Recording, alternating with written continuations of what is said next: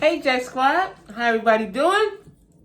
Hope all is well, and I hope you're making it happen for yourself. That's what we got to do, make it happen for ourselves. Listen, don't forget to like, share, comment, and subscribe. And all of my social media stuff is down in the description box, as well as my email and cash app. Listen, y'all, I'm at work yesterday, minding my business like I do, right? And was looking on Google for something and saw that Buddy done got himself arrested by the feds, the FBI.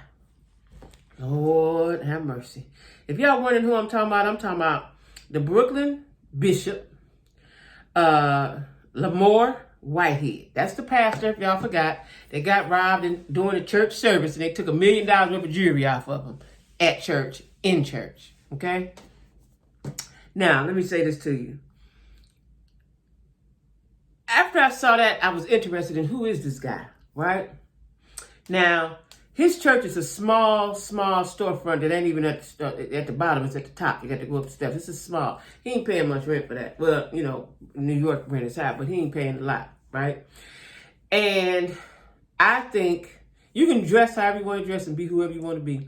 But I think that if you are a pastor of a poor congregation, you should not dress the way he dressed. Now, if you're going to the BET Awards, Source Awards, the Grammys, the Oscars, the Tonys, President Obama's birthday party, okay, you dress like that, right? But to dress like that in front of other folks is like a spit in the face to them. Anyway, he was arrested on extortion charges for swindling parishioners and he was trying to bully a businessman out of $5,000, right? Now, at first I said, well, maybe he did get robbed. Okay, because I don't know the man. I don't know nothing about him. Maybe he said he got robbed, he got robbed. What threw me was the press conference. He gave a whole press conference like, why did you do that? Why did you put the spotlight right on yourself? Why did you talk yourself right into the jail cell, right? If you know you've been doing wrong, and it's some wrong happened to you, you got to chalk that up to the game. You know, if you're a thief and somebody steals something from you, you got to let that go. You got to let that go. Like, you know, I think he's been to jail, prison before. He's been in the streets, blah, blah, blah. I'm trying to figure out what streets he was in, and he didn't know what he was doing was stupid. That was stupid, right?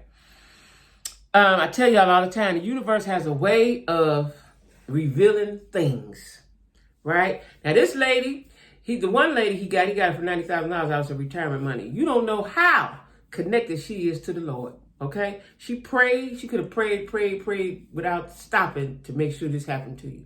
Anyway, so he's been arrested. He was arrested yesterday at 6 in the morning. They went to his house early in the morning. That's how they do, y'all. They come early, right? Startle you up out your sleep. Discombobulate you. Now, he is out on bond now for $500,000 bond. He got a lawyer, so on and so forth.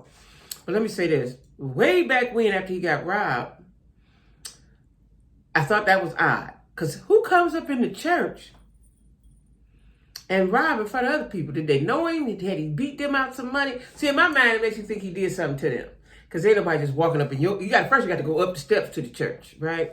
Or they may have known he's a real flashy guy. They call him the flashy pastor. You know, maybe they just said, we're going to get him today. But nobody had good sense or they knew what they was coming to get the jury, because he doesn't have a large congregation and they don't have much money. Well, anyway, one day I was looking at a video and he said, you guys want to see my prayer room. So, okay, cool. Let's see the prayer room. You know, at my house in Cleveland, I had a prayer room until I had to share with my grandson, right? I had a prayer room. I went in there but a chair, a table, a lamp, and my Bible, and whatever books pertaining to what knowledge I was trying to get. And so I get it. You got a prayer room. That's wonderful to have a prayer room, right? I had a prayer room and a prayer closet. That's what's happening, right? That you can go someplace and commune with God.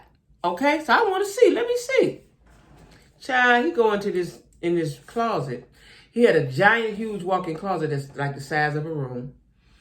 And it was all the designer clothes, shoes, hats, glasses, jewelry, all of that was there. And it boggled my mind, like, why did he show, what is he doing right now, right? You said, do you want to see my prayer room? And then he started pointing at all the clothes. He pointed and talked about everything that was in there. So weird, right? I'm going to say, this is what old folks used to say. He got ahead of himself, right? Sometimes you can forget who you are and what you're doing and why you're doing. Secondly, matter of fact, firstly, you do not play with God. You took from people and abused people and bullied people and extorted people in Jesus' name, okay? He did that in Jesus' name. I wouldn't even stand next to him. I'd be scared I'd get struck down with lightning. Now, let me read what the people say, right? I should have brought my glasses in here. He extorted the businessman and he deceived investigators, right? So when the feds was coming to look for him, they asked him, did he have a phone, another phone? He told them no, but they later found one. That's a charge. Anyway, he's been in the headlines for months, and he was both the accused and the victim. He's been the villain and the victim, right? At his church in Brooklyn. Now, the feds, like I said, is charged him with fraud, extortion, and making false statements to the FBI. Like, bruh, I'm trying to figure out, what was he thinking about? When them people ask you some questions, see, listen to how the feds work. When they ask you some questions, they already know the answer. They just want you to tell them. They already know the answer. When they come for you, they got all their ducks in a row. Matter of fact, all their ducks is in 2 rows. The feds is different than the state, the city. They don't come to play. They don't have time. Right? They try to catch criminals all across the U.S. of A. They ain't got time, right? They come. Let me tell y'all something. It's going to be in my book. I'm not going to go into detail. But y'all know I went on vacation, right? And this is how I know these things that I talk of, right? They real serious. They serious, okay? So anyway, he abused the trust placed in him by his parishioners. See, these people come to you for guidance, spiritual advice, and you try to take them for their money, right? So he bullied a businessman for $5,000. Then, get this, he tried to defraud him of much more. Then he tried to get the man to loan him $500,000. Now, you tried to bully me out of 5. What your bully tactic was, I don't know. Did you strong arm him? Did you have a pistol to his head? I don't know what you did. You have him choked up in the collar. He didn't give you the 5. So you tell him I got a business deal, but you need to invest $500,000. Come on, man. Come on. The U.S. Attorney, Damian Williams, said his campaign of fraud and deceit stops now. Now, I don't know who Damian Williams is. He sound black. I don't know who he is. He sound black. Listen, you don't fool with church folk. You don't fool with church folk. He took that woman's $90,000. That was her life savings. That was her retirement money. You just took it. Like, you have no conscience. You have no moral compass at all, right? How could you do that? How could you lay down and go to sleep at night? And you took this lady money. He's the flashy dress. He got Gucci suits, Fendi suits, and all these kind of whole outfits. But this all for somebody else back, right? Now,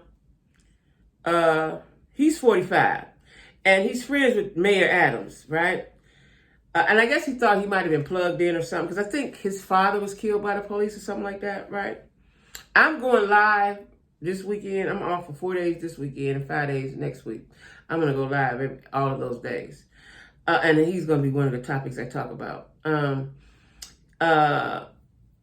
He took advantage of men and women who sought his spiritual and financial guidance. You know what I'm saying? Because he had properties. He was telling people to invest in him. And it would sound good. But you was a charlatan. You was a liar. Right? His church is called the Leaders of Tomorrow International Ministry.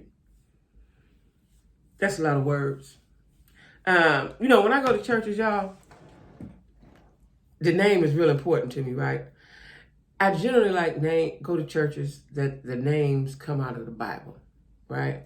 But a lot of churches are progressive and so on and so forth. I'm not really into that, right?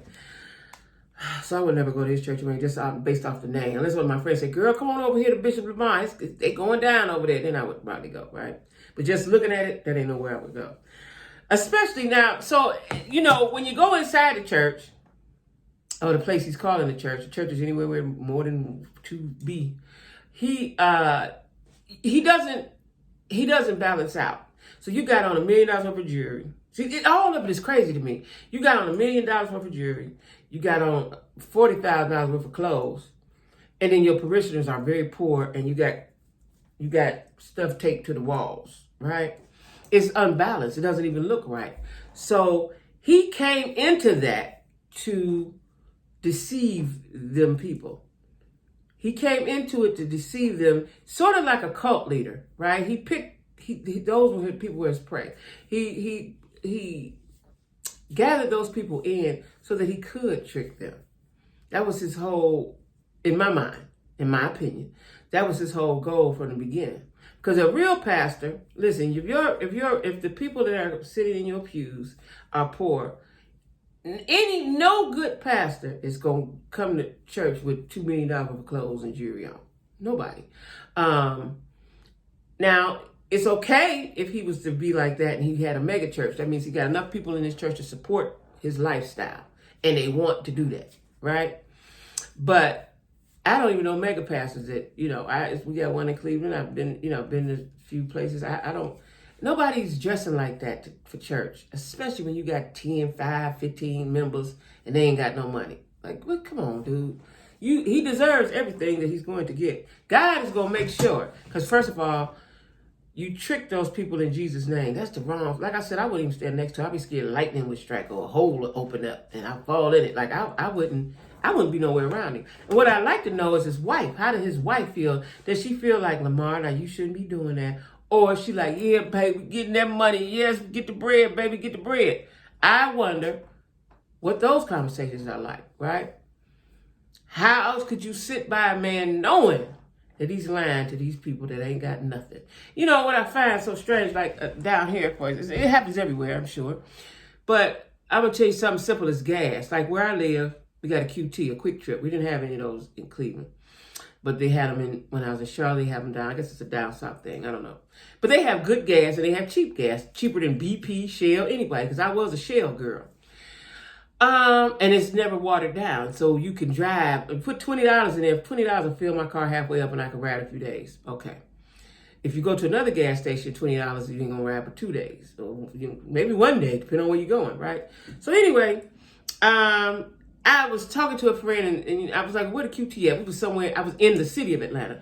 And I was like, where's QT? He said, ain't no QTs here. I said, what? He said, they don't put them in the city, right? Now, when I do, I've had to get gas a couple times in Atlanta. I really hate doing it. The gas is always $1 and some change higher. Not 15 cents, not 25 cents, a whole dollar and some change.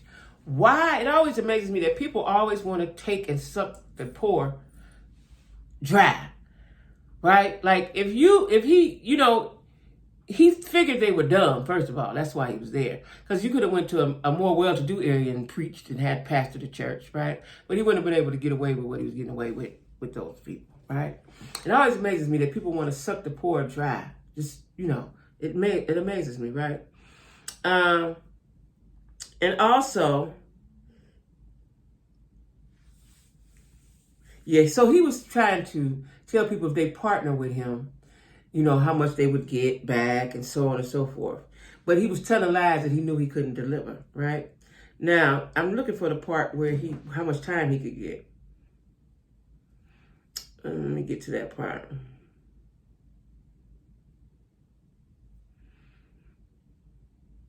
So they said he carried out several duplicitous schemes in order to receive funds from his victims. So besides the lady that we know about with the $90,000, there were more, okay? And he consciously chose to mislead and lie to them. Now, okay, here it is. So he was charged with 2 counts of wire fraud, each of which carries a maximum sentence of 20 years. So that's 2 counts of 20 years. That's 40 years, right? 1 count of extortion, which carries a maximum sentence of 20 years. So that's 60 years. and one count of making false statements, which carry a maximum sentence of 5 years. So he's looking at 65 years in total if they run him, right? I believe they're going to make an example out of him because that's blatant disrespect, blatant taking people money. Like, that's, you just don't do that like that, right? And then be flashy with it. You know, you flashy with it, right? You could have just sat out and be cool. Like, if you knew you were stealing people money, what on God's green earth made you say, first of all, when they came in and robbed me, I wouldn't tell nobody. Only people in that church would have known. And I know they follow him, so they would have been instructed not to say a thing. And we would have never known. But the fact that you robbed, and it was on video, you showed the video, then you had a press conference. Now we looking into you. Because I want to know who you was. I know the feds do. And when the lady let it out that you took her money, that was the bells right there. That was the bells right there, right? Now it says, you know, when he got released, he was crying and so forth. So he cried because, you know, you about to go to penitentiary. He's going to a federal institution. Where and how long is yet to be determined. But he's definitely going to go. And they may make an example. But some things are just, even though it's legally wrong, some things are morally wrong on top of that. Like, it's morally wrong to take someone's life savings. Like, you don't care that they have nothing. These people worked hard for whatever it is they got, and you take it from them. And then you walking around with Gucci suits on, Gucci shoes, you know, designer glasses, so on and so forth. I'm telling y'all, when he said, y'all want to see my prayer room, it was on YouTube or something. I said, oh, yeah, let me see. I don't know. It might have been on, had to be because I don't think I follow him, but it had to be on YouTube. I was like, oh, yeah, let me see your prayer room. Let me see what the pastor prayer room look like. Child, he got to walking around there showing all his clothes, telling what they was. He didn't say nothing about, this is where I sit down and pray. This is the Bible that I use. This is my special reading lamp. None of that. None of that. None of that. I said he's crazy. Right then at that point, I said he's crazy. You know, sometimes you can be looking at folks, you might know they off a little bit, but there's something that they'll say. You be like, oh, yeah, he crazy. You know what I'm saying? And that was the moment for me. Not only did he do that, but he also choked a woman at his church. Now, listen, when you have a church, people off the streets will come into your church house, right? But I don't know if he has anybody, but there are people put in place to handle that. The pastor don't have to touch nobody, right? Like my church at home in Cleveland, my pastor, Chappelle, my church is right in the hood, right? Same hood I grew up in, went to school, raised my kids in, they went to the same school. It's drug infested, right? And so sometimes people will walk in, and they also feed and they do things in the community, right? So people will just walk in. And there's been more than one time somebody just walked in off the street doing service. Pastor don't put his hands on them. It's somebody else he got. The deacons. First of all, we have Cleveland police there, so usually they don't even get through. But just on the off chance, I've seen it once or twice. The pastor, because some people come in and sit down, and then they get to clowning. See, that's how they get past the policeman at the door. They come in and sit down like they got good sense, and then they wait for the opportune moment to clown.